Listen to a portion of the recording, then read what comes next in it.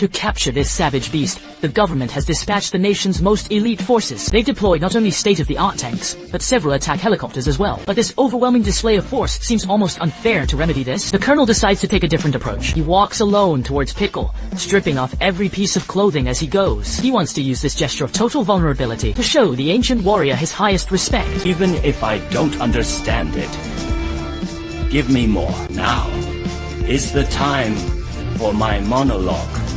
If he means he needs to witness that for himself, he can't go to school, it could be. This is the most unfortunate female reporter I have ever seen. Upon hearing that a caveman from 200 million years ago had arrived in Japan, she rushed to interview him, completely unaware that a terrifying nightmare was waiting for her.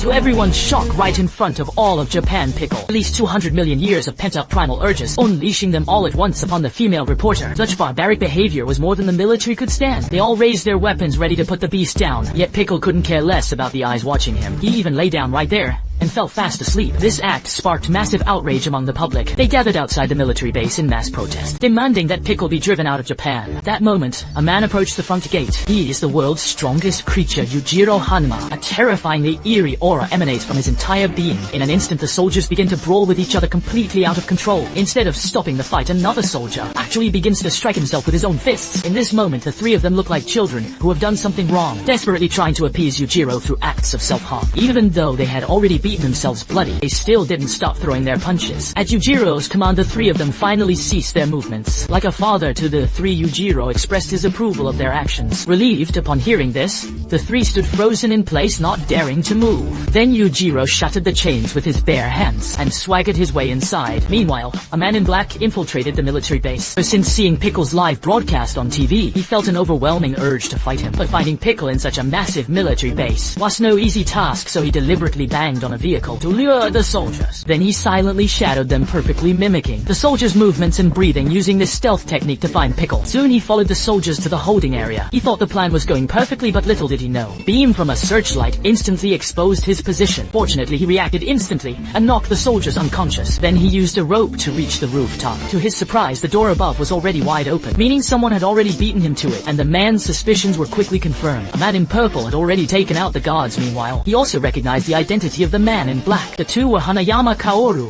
and Retsu Kaio. Both were here for one reason, Pico. They both sought to test their skills against the primitive man. However, Hanayama insisted that he should go first, since he was the first one to arrive. Just as he finished speaking, the stone dinosaur inside the enclosure began to shake. Suddenly, a scarred face emerged from within at the same time. From the pool where Pico drinks, Jack reveals himself after hiding for so long. Goki leaps out from under the bed, joined by the karate expert hidden within the walls, the genius Katsumi and Retsu Kaio hanging from the ceiling. In an instant, world-class masters have all converged in this cell. Every one of them is itching for a chance to fight Pico. Yet Pico pays these top-tier fighters no mind at all. He simply continues his slumber inside his tree trunk home. Instantly, every master present feels a sting of humiliation. Seething with rage, Jack delivers a powerful kick to the tree trunk. The violent vibration jolts this prehistoric beast awake.